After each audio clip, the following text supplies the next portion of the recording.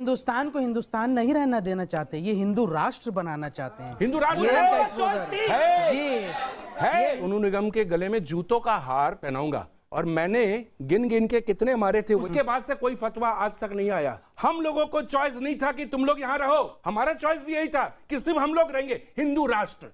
माना कि आज आप इख्तिदार में हैं, मेजॉरिटी में हैं, लेकिन इसका मतलब ये नहीं है कि आप हमारी जुबान पे ताला लगा देंगे। आप जुबान को खामोश नहीं कर सकते। अभिजीत भट्टाचार्य को आप जानते होंगे, 90 के दशक के सुपरस्टार सिंगर। उन्होंने हिंदू राष्ट्र के लिए आवाज़ उठाई है और शोएब जमाई के साथ उनका डिबेट हो रहा था, और जब उन्होंने बोला हिंदू राष्ट्र की बात करी कि सब हिंदू ही थे, तो शोएब जमाई की देखिए कैसी हालत ख़राब हो गई और वो अभिजीत भट्टाचार्य के बातों का जवाब नहीं देते हुए खुद ही फंस गए। आप पहले इस वीडियो को देखिए। 50 लोगों के साथ आप खड़े, आप कह रहे हैं कि हाँ इंटॉलरेंस है, लेकिन आप भी उसमें? जी नहीं, ये उसमें है नहीं, ये उनके साथ खड़े हैं। ये 50 में? जी बताइए शोएब भाई। आप ही बता दीजिए कि क्या अपनी आवाज रखना गुनाह है? इसलिए मैंने कहा ना कि बोल के लब आज़ाद हैं। ये हिंदुस्तान की डेमोक्रेसी है और उसका अभिन्न अंग है। आप जुबान को खामोश नहीं कर सकते, क्योंकि ये देश मेजॉरिटेरियन व्यू से नहीं चलता है, ये देश कॉन्स्टिट्यूशन से चलता है। माना कि आज आप इख्तिदार में हैं, मेजॉरिटी में हैं, लेकिन इसका मतलब ये नहीं है कि आप हमारी जुबान पे ताला लगा देंगे, खामोश कर देंगे। ये काम अगर आप करेंगे, देखिए एक ज़माने में अंग्रेज़ों ने हिंदुस्तानियों का जो है खामोश कर दिया था, उसकी ज़ुबानों पे ताला लगा दिया था। वो दौर अब नहीं है, अब हिंदुस्तान आज़ाद है, मेरे लब भी आज़ाद हैं। अगर मैं आज़ाद हूँ तो मुझे आज़ादी से बोलना चाहिए। फर्क होता है रियलिटी और ड्रामे में। जी आप ड्रामेबाजी करते हैं तो करते रहिए, लेकिन रियलिटी में आप कुछ और है। मैं ओपनली बोलता हूँ, सुनिए मेरी बात। आप लोग, आपको मालूम है कि मैं एक दुर्गा पूजा करवाता हूँ, संबित पात्रा मेरे दुर्गा पूजा में आते हैं।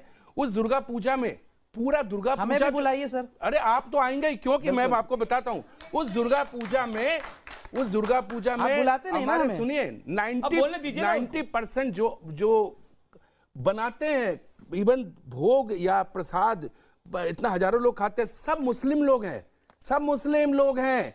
लेकिन प्रॉब्लम क्या है? उनको प्रॉब्लम नहीं, उनको आप बताते हो यार तुम मुसलमान हो, तुम ये हो। आप मुसलमानों को बार बार याद दिलाते हो कि तुम मुसलमान हो। पिछले साल ही सोनू निगम पे फतवा हुआ था। जी मैंने उस पर बात की थी और मैं था, जिस चीज का फतवा जारी किया था उसमें बताया गया था उस वर्ड को कि सोनू निगम के गले में जूतों का हार पहनाऊंगा, और मैंने गिन गिन के कितने मारे थे वही वर्ड, गिन गिन के लाइव चैनल पे।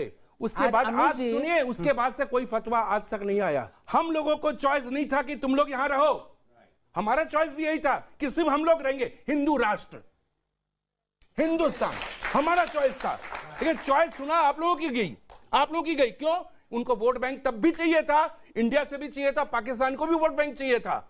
ये वोट बैंक की राजनीति तो तभी से शुरू हुई है और आज तक चल रही है। चलिए इन्होंने अपना इंटेंशन बता दिया। बिल्कुल बिल्कुल। ये हिंदुस्तान को हिंदुस्तान नहीं रहना देना चाहते, ये हिंदू राष्ट्र बनाना चाहते हैं। हिंदू राष्ट्र ये है, है। जी है। ये हिंदुस्तान को हिंदुस्तान नहीं, हिंदुस्तान की आत्मा को मार रहे हैं, हिंदुस्तान के रूह को मार रहे हैं। ये हिंदू राष्ट्र है।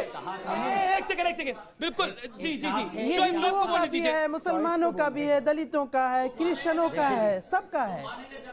यहाँ हर रंग के फूल खिले हैं, नारंगी रंग के फूल मत सिर्फ उगाओ। शोएब सुनिए मेरी बात सुनिए।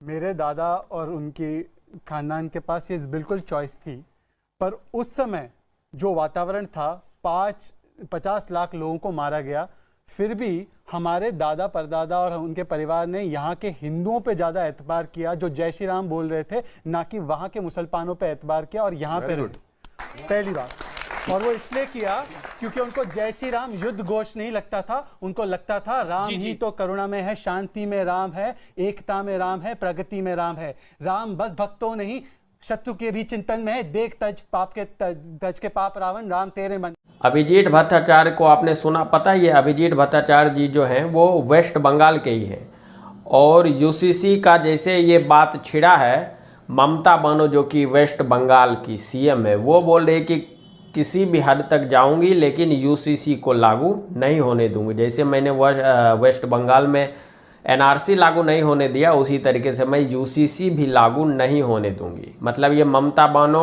वेस्ट बंगाल को बांग्लादेश में मिला के ही मानेगी, चाहे इसके लिए उसको जो भी करना पड़े। साफ साफ बोल दिया है कि मैं यूसीसी लागू नहीं होने दूंगी। बाकी आप इन पे अपना प्रतिक्रिया ज़रूर दीजिएगा नीचे कमेंट करके। चलिए मिलते हैं आपसे अगली वीडियो में।